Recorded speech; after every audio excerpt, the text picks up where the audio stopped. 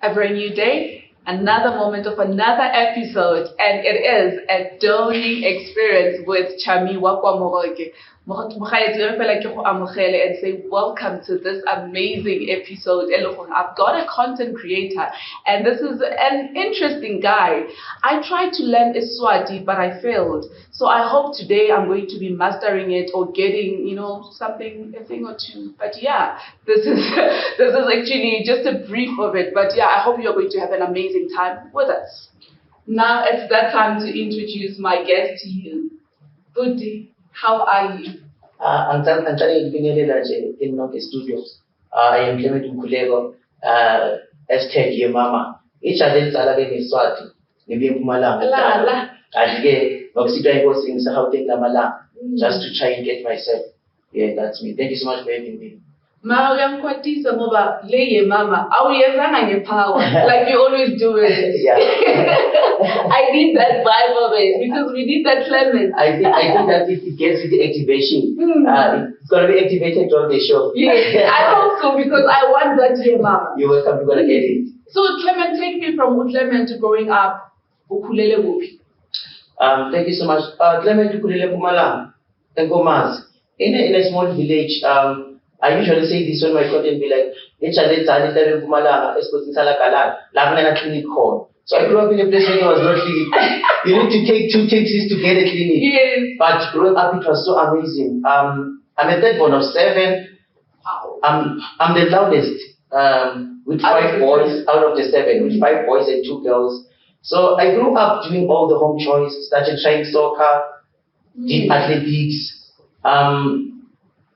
being in school, attended my high school, became an LSRC, FSC, did my matric, and then now I see things at outer level from Gomazi. Yes. I came to Pretoria saying I'm going to try life, try school. Yes, I did school. In the middle of, after a year or so, doing public management with public relations. Yes. I then left school due to fundings. Yeah. I went to work, I've tried working in restaurants. I found it difficult. I really found it difficult to work for corporate day. But I've tried until lockdown hits now. So we're all home, nothing to do. We tried to open some levels. Here I am trying this and this. And then that's where we get to a point where I'm introduced to TikTok now. Yeah, but before TikTok, I want to get from Mopuma from, you said from Mpumalanga. Yes. How old were you coming this side? I was 20. I was 20 years old because I remember very well. I did my matric. After doing my matric, I needed to upgrade again. Yes. After upgrading, then I took another gap year. On my gap year, I remember I worked at a preschool. So I used to do recitations for kids, prepare them dramas. Yeah. And I didn't really see the creativity there because I was like, these are the things that I was taught from Sunday school, grown up from church, and then now I'm delivering it to the kids. But I fell in love with kids for that year. Yeah. And then I managed to raise some funds through some earnings that I get from there. And then I managed to survive for the year in Pretoria. As we're talking about Mpumalanga, there's something about Mpumalanga.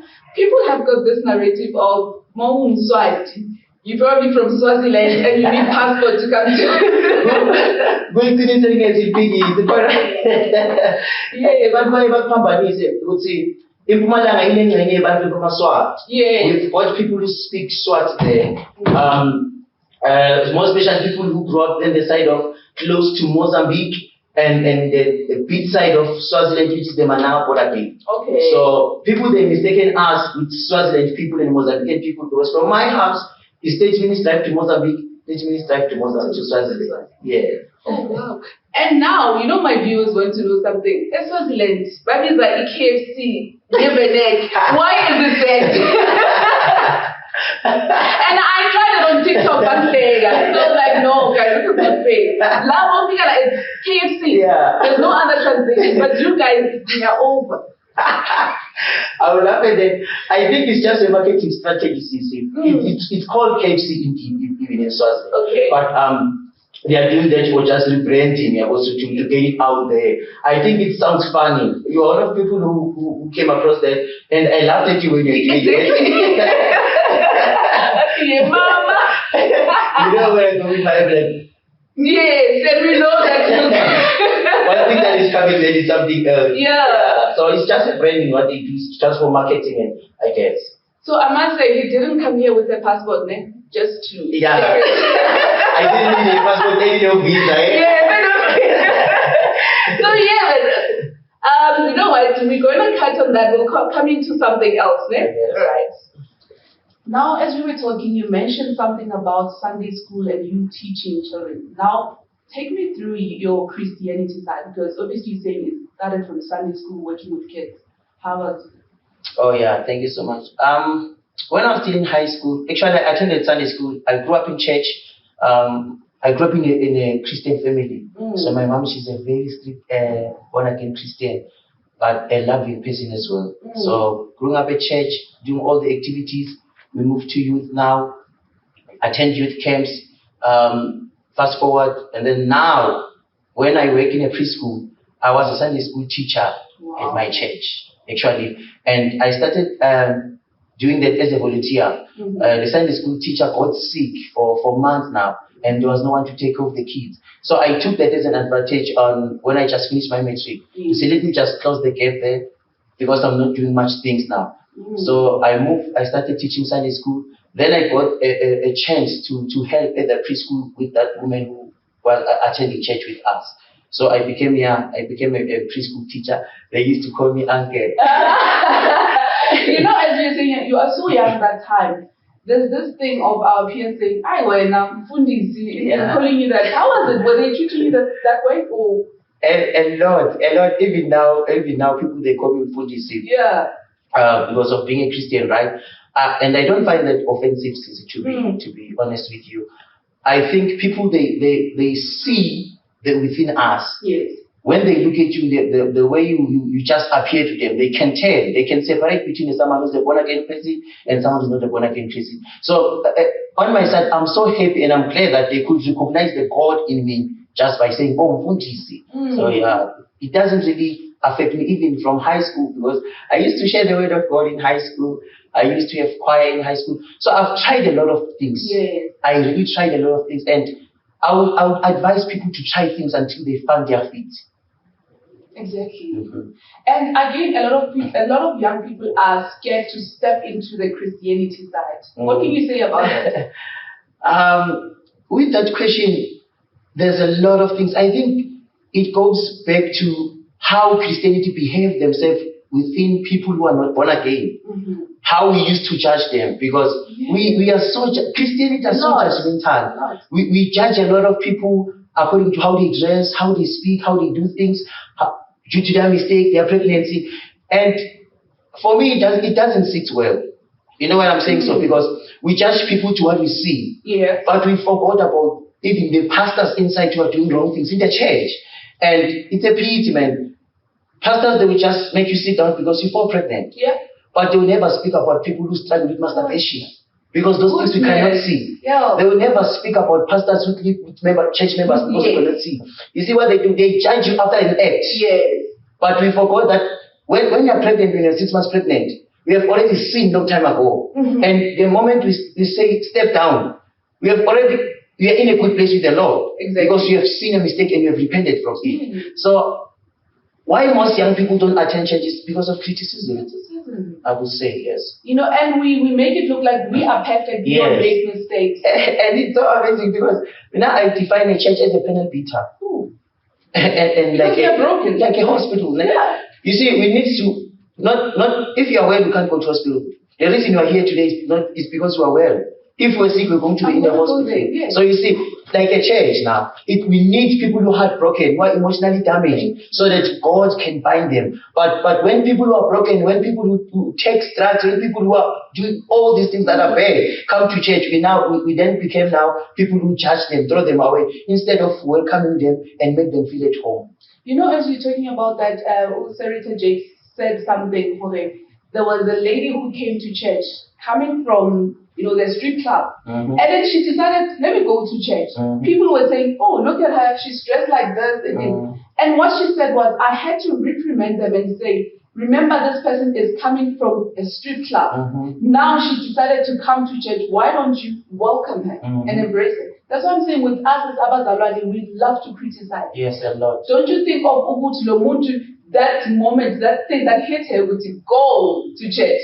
It's not easy. It's not an easy step to take. It is really not an easy step to take. Yeah. So now, yes, as we're talking about the Christian side, how has it strengthened you and in your journey through this life? Okay. I will take it back. I started a brand called Keneilwe, right? When I arrived in Pretoria. You see, the reason I started that brand is because of how prayer has sustained me. Eish. And when the time I started the brand, it was lockdown 2020. And the reason being, I look at the things that I prayed a few years ago. I look at the things that my mother prayed for me a few years ago. And when I saw them manifesting in that year, and then I said, indeed, the prayer works. Yeah. So now I started a brand saying Keneilwe Prayer Life. So a prayer has sustained me, man. The things that I'm praying for now, I might not see them now. Exactly. But a few years from now, I shall see them and I will look back and be like, yeah, I prayed for these things. And through the prayer, I sustained myself. So I sustained my journey of faith through prayer. Oh, that's, as you're talking about the Christianity, because this is an interesting one. You are a content creator. Yeah. There's this thing of, we're talking about abazalwane criticizing others. A lot. There's a specific choir that is known. Yeah. They brought in trends from TikTok. Those dance challenges, your Kilimanjaro. Yeah. Is it right for them to bring in such challenges, dance challenges, onto the Christian side? Because when we go to your What concert, we dance and it is, but suddenly you do your Kilimanjaro, rolling your eyes. Is it right? I personally don't find it offensive, ma'am. The issue there, it is the objective. Why are we doing it for? Yeah. Right? If we're just doing it just to rejoice in the house of the Lord, then it's cool. Then it's good. I don't see anything that is wrong with it. But if you have other intentions that are outside of the church, then I find it offensive. That's what I can say. So you think these people are exaggerating by saying, no, man, I have better. I really think so, unless they have other opinions that I don't see. But for an example, a dance is a dance. Yes. Who said this dance is specifically for church? This one is not for church. For an example, if other gospel choirs implement dances, they also dance them outside. Exactly. Who judges them? No one. So a dance is a dance form. It's just being creative, it's just being talented, and then you get to. For an example, like if someone is a Christian and can dance Kilimanjaro, are we throwing that person outside of the church to do the Kilimanjaro? Or we must just accept the person to dance the Kilimanjaro in the church? Yeah. So I don't find it wrong. And we're bringing the youngsters to church. That's one thing I've noticed. Yes, imagine them enjoying Kilimanjaro and all these other things. Bring them to church, and that's what we want. Indeed. Yeah, but now I can work as a content creator. I want you us to get to Clement, the content creator. How has it been? Because there's so many things that are happening. Man, the attacks are so much. But me. One person, when I posted the video, you see, people, they just mistaken people for being soft and they take advantage of it. Yes.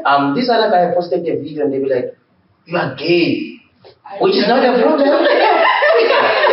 Which is not a problem. But before I become gay, I'm a human being. Thank you. So the only thing that they can just notice on my platform is me being gay. Yeah. And I didn't have to prove myself. You see, each and every time when they throw stones, I just tell everything to make it funny. Yeah.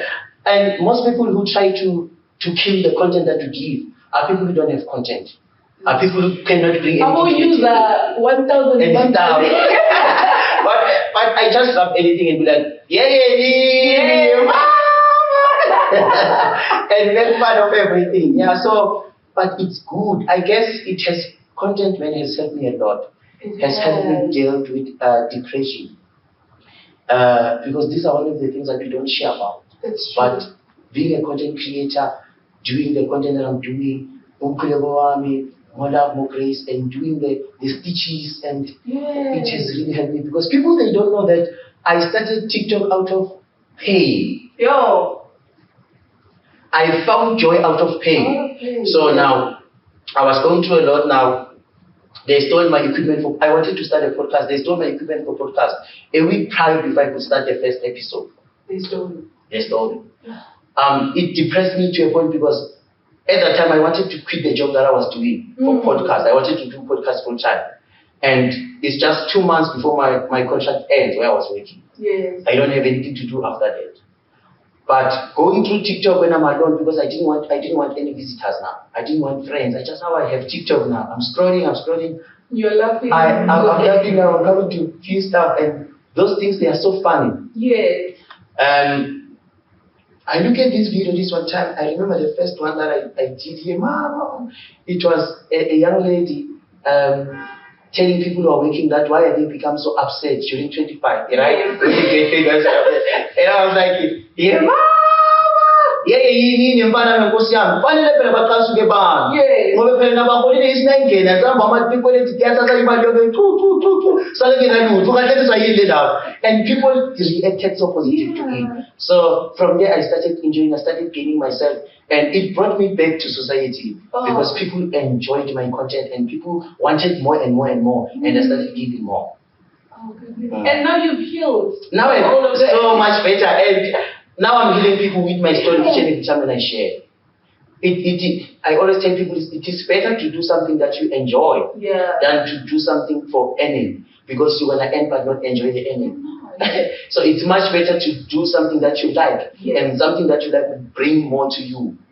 Oh. And you know, as he's talking about that, remember TikTok, yes, it was there, but it became big during lockdown. Yeah. And we were locked in, and now we're like, let me just take my phone and do whatever that I want to do. And as you're speaking about mental health, depression, it helps a lot of it. A lot. And you can just go in there and just speak about your experiences. And I've seen people doing their businesses. Is it? On TikTok. Yes. So you can see where you can just do a lot of things. We can just do a lot of things. For example, I've just opened a radio on TikTok.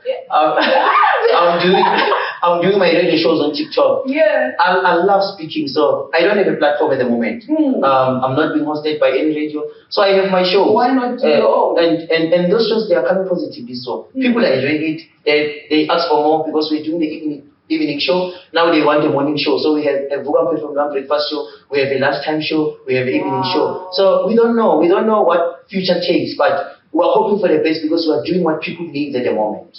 That's so true. You know, as we're talking about content, with yours, there's people who choose what they feel comfortable in. You chose Christianity and chose with Christianity, I didn't really choose it to do that content. It chose me. Wow. Because sometimes I wouldn't have content, but the Spirit will lead. Yesterday we were doing our evening night. I didn't have anything to share to the congregation. But someone quoted something on the comment and it became a sermon. That's how we say that the Christianity content didn't choose me. God made it possible. For me, I was like, I'm there to play, I'm there to have fun. I'm going to stitch every video and make fun of everything they say. But the more you do it, the more God reveals himself in you. That's what I can say. That's so amazing.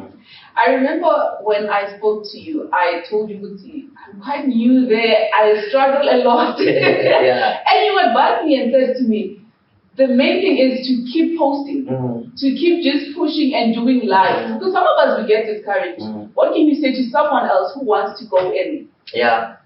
One thing that I will say about someone who wants to go in is to first identify the purpose. You want to go in because you want to be known, you want to be famous. What if I want to annoy people? Maybe, people who use us, but they just annoy people. And then that's the wrong purpose of the platform. You're not going to make it there. Because the reason I'm saying so, to say just identify yourself, know what you want to give to people, and be constant to it. What kills a lot of content creators is to try to do what someone else is doing, and you eventually lose yourself within the process. But when you stick to who you are, and when you stick to what you want to give, then you're not going to be shaken, and you're going to grow. Because, you see, to have 1 follower, it means you are capable of having 4 followers. And from 4 followers, you're going to 10 plus, and without noticing it, you're going to go more. But you cannot follow someone who touches this, next day touches this, next day touches this. You need to be constant. You need to have a flow with you. then you are good to go. You're good to go. Hey guys, content creation is a lot. It's a lot for you to even get a lot of viewers. But we'll keep on pushing, we'll keep on trying. Okay, so I do hope you are enjoying this interview, and it's so amazing, and as always, thank you. Now we get on to Clement, the motivational speaker, the MC. Because I know but now how is it going? It's a pity, Sisubuti. Everything that you see now, it all started at church. See those small platforms they gave you. I remember when they started putting me as a program director at church, it was when the MC couldn't make it, and I needed to fill the gap. But they didn't know that I had a potential, and I needed to do the most from there. And by that time, I was still fellowshipping in one of the local churches at home. And now, when each and every time when they have conferences, I'll be part of the MCs, and I will take the biggest services. For example, all the revivals. If we're in a youth camp, I'll take the revivals, and then now the other churches or the other people when they attend, they start to enjoy what I'm giving now. Now they start to invite me to their services, but when I was home, I didn't see this as something that could just generate an income for me, something that I could just do, people could just hire me. I thought I'm just doing the service for the Lord. And at the same time, it's something that can just create a stream for as an income to me. So moving to Gauteng now, people, they book me for that. They book me for weddings, they book me for their services, they book me for their parties. Tomorrow now, like after this show, I'm heading to Mpumalanga. Just for 2 services tomorrow during the day, and the other one afternoon, which is a podcast as well. So they just want, you just need to avail yourself. When you avail yourself, opportunities, they come to you. So for as long as you sit by the corner, no one will recognize you. But he always needed to shout for him to get the attention from Jesus. He needed to shout, and even people say, "Man, shut up, man, you're making noise." He needed to shout even more. So you need to understand, Kuti, the moment people try to shut you, they are trying to close the doors that God is about to open. For you, it's just to continue press on, because your destiny helper is there. I take this opportunity as my destiny helper because someone is gonna watch this thing and is gonna need me more, and someone else is gonna heal from what we're having now. And those who try to stop you actually see the best in you. They see you've got a lot of potential. You've got a lot of potential. That's true. That's true. You know, there's something funny. I saw you even sing. Give this guy, give mama. I think there's a lot of things that we can talk about me. Me and my older brother and the brother who comes after me, we had a group at church called the Lindokuhle Brothers. My surname is Lindokuhle, by the way, which means Lubisi. We had a group back at home called Lindokuhle Brothers. So we would sing at church. By that time, we would sing at events, parties, those smaller things they do at home, you know. So, but I didn't know that I have a great voice as well, because my younger brother was singing more than me. So they used to call me Changule at that time because I would have that little bass. But even now, I don't see music myself as a career. It's just God's grace. It's just God's grace, because I've never seen myself as a musician. I've never saw myself as a musician, but it's God's grace each and every time. Sometimes I'll go to an MC, I'll find the worship team that is not doing well, I'll end up being the worship team. So when they book me, they book a package now. They book someone who's gonna sing. And I've grown to the point where when you book me, I give you a platform to say, I can bring you myself as a worship team and bring as well as the band with me. So you don't have to worry about who's gonna play. It's much easier when I MC with my people. Because when I MC with people who knows the keys that I'm gonna do, say it's always gonna be fun, yes. Oh, Clement, there's quite a lot of things about you. But just wrapping it up, where to from here as Clement? Man, big opportunities are coming. People should just watch their space. The Yemama brand is coming up. We are about to do our shows as the family TikTok. We're gonna do the revival shows. The prayer shows, the event that we have on the radio TikTok, we're gonna have them live. So we're gonna make events. One of them is gonna be on September, because September is my birth month. So my birthday celebration is gonna be the TikTok fans birthday party. So awesome. People should just wait. A lot of content is coming, and a lot of things are about to open. Yeah. And that's what we want to see from you. Indeed. And we really, really appreciate it. Thank you. You know, as we close it, I want to thank you because you told about this podcast before I could even buy anything, before the mic, before anything. Yes. And you were there to encourage me. Thank you so much. With that being said, sis, it was very important. I always tell people when they want to start something that write it down and pray about it. Yes. And you see, when you talk about it, you give God a challenge to say, God, if I don't make it, these people, they will laugh at me. And when they will laugh at me, they will laugh at you because the only hope that I have is you. I started a Lindokuhle one. I was still renting at the time before I could stay in my house. When I started the brand, people were like, people cannot buy this. Yes. This is the Mkhuleko brand. You need to take this to church. You cannot wear this and go to pubs and have good time. And it discouraged me. Yes. But because I wrote it down and I prayed about it, and I knew the purpose why I'm starting it, I started that brand. But believe me, you people who buy those clothing now, most of them are people who don't attend church. Because I believed in it before everyone could believe in it. So when you write something down and you pray about it and you tell people about it, it doesn't really mean that we are just being shy about it, but you are putting yourself out there. So you're giving yourself another extra mile to say, I want to do this no matter what, because these people are watching me now.